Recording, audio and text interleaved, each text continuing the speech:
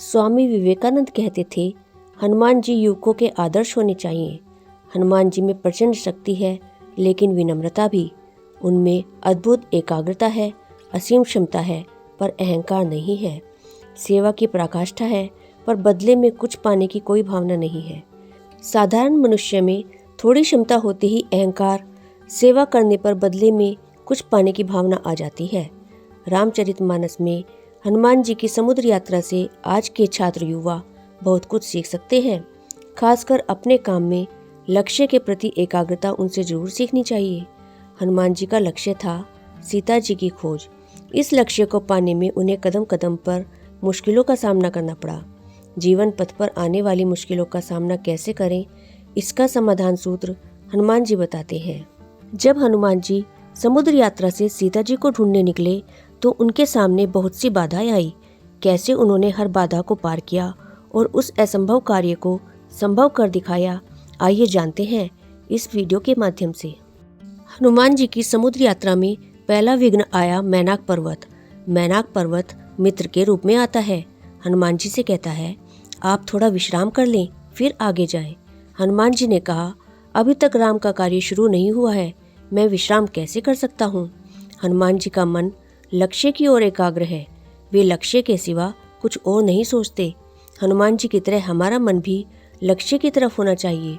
अगर हम इस तरह सोचें कि आज थोड़ा विश्राम कर लेते हैं, कल काम करेंगे, तो कभी लक्ष्य तक नहीं पहुंच सकते।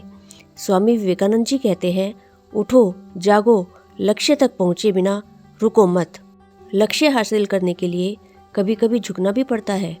लंका की ओर बढ़ते समय हनुमान जी को बीच रास्ते में सुरसा नाम की नागमाता ने रोक लिया और उनको खाने की जिद करने लगी। हनुमान जी ने बहुत समझाया, पर वो नहीं समझी।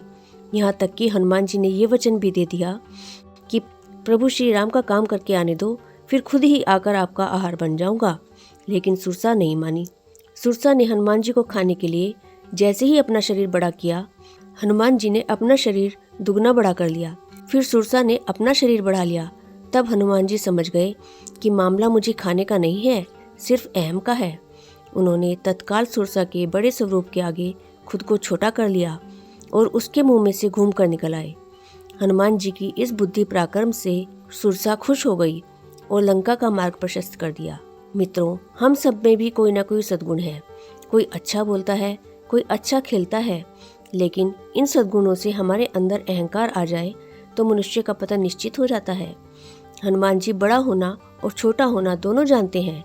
वे बड़े होकर भी विनम्र रहते हैं। हम सबको भी अपने अच्छे गुणों के बावजूद विनम्र होना चाहिए। इसके बाद समुद्र की राक्षसी हनुमान जी के रास्ते में बाधा बनती है। हनुमान जी आगे बढ़ते हैं, लेकिन कुछ देर के बाद वे उड़ नहीं पाते। उन्हें लगा कि समुद्र के भीतर से कोई उन्हें खींच रहा है। दरअसल समुद्र में एक राक्षसी रहती थी। वो एक माया जानती थी। जो भी पक्षी आकाश में उड़ते गुजरते तो उनकी परछाई समुद्र में पड़ती। राक्षसी परछाई को पकड़कर समुद्र में खींच लेती थी। ये राक्षसी सिर्फ समुद्र में ही नहीं रहती, हमारे अंदर भी रहती है। इसका नाम ईर्ष्या है। कोई जब ऊपर उठता है तो ईर्ष्या उसे नीचे गिराती है। हनुमान जी ने उस राक्षसी को मार दिया।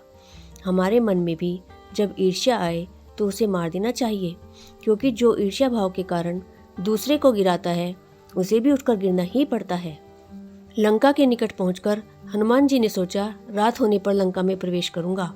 वे मच्छर जैसे छोटे होकर आगे बढ़ते हैं। लंकनी राक्षसी ने हनुमान जी को देख लिया।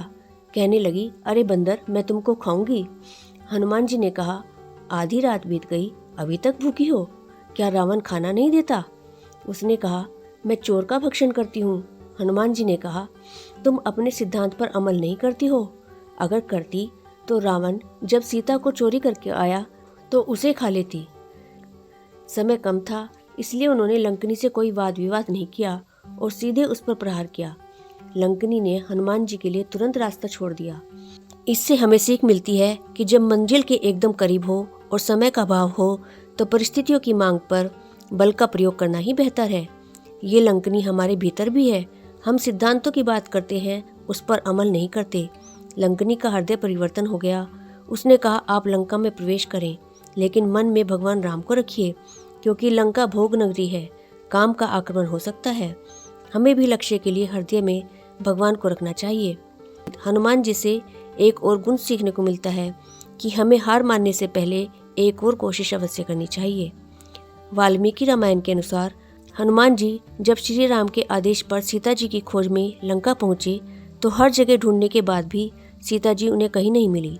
जब हनुमान जी निराश हो गए और सोचने लगे कि बिना माता सीता के खाली हाथ लौटने पर सारे वानरों को दंड मिलेगा, अकेली मेरी असफलता के कारण सारे वानरों को दंड भोगना पड़ेगा। ऐसे में हनुमान जी ने खुद ही आत्मदाह करने की सोची। उन्होंने भले ही मन में आत्मदाह का निश्चय कर लिया, लेकिन उनके मन में अजीब सी बेचैनी थी।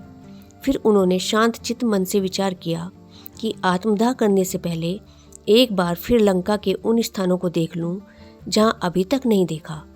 इसके बाद उन्होंने एक आखिरी प्रयास किया और इसी आखिरी प्रयास में उन्हें अशोक वाटिका के पास सीता जी मिल गई। हनुमान जी के इस गुण से यह सीख मिलती है कि कोई प्रयास आखिरी नहीं होता, इसलिए जब तक आपको लक्ष्य नहीं मिलता तब तक प्रयास करें। खासकर हार मानने से पहले एक और प्रयास जरूर करें। साथ ही इससे इस बात की भी सीख मिलती है कि सफलता जीवन का अंत करने से नहीं बल्कि प्रयास करने से मिलती है। हनुमान जी अपार शक्ति के स्वामी हैं, इसीलिए उन्हें बजरंग बली कहा जाता है। लेकिन शक्तिशाली होने के साथ ही बजरंग बली बहुत विनम्र और बुद्धिमान भी हैं। पूरे रामायण में हनुमान जी ने कहीं भी अपने बल, क्रोध और अहंकार का अनावश्यक प्रयोग नहीं किया। कुछ लोगों को जब सफलता या शक्ति मिल जाती है तो उनमें घमंड आ जाता है। ऐसे लोगों को हनुमान जी से यह सीख लेनी चाहिए कि परिस्थिति चाहे जो भी हो, स्वभाव हमेशा विनम्र ही रहना चाहिए। हनुमान जी ने सूर्य को अपना गुरु बनाया और उनसे शिक्षा ग्रहण की। जब हनुमान जी शिक्षा के लिए सूर्यदेव के पास पहुंचे तो सूर्यदेव बोले, मैं तो पल भर भी नहीं ठहर सकता, क्योंकि मेरा रथ निरंतर चलता रहता है। यदि मैं ठहर गया तो सृष्टि का विनाश हो जाएगा, इसलिए तुम किसी और को अपना गुरु बना लो। तब हनुमान जी बोले, मैं भी आपके साथ आपकी गति से चलते चलते शिक्षा ग्रहण कर लूँगा। सूर्यदेव बोले कि गुरु शिष्य आमने सामने होते हैं तभी शिक्षा दी जा सकती है, ऐसे में चलते हुए शिक्षा देना संभव नहीं। हनुमान जी बोले, मैं आपके सामने रहकर उल्टा चलूँगा, लेकिन आपको अपना गुरु मान लिया है तो शिक्षा भी आपसे ही ग्रहण करूँगा।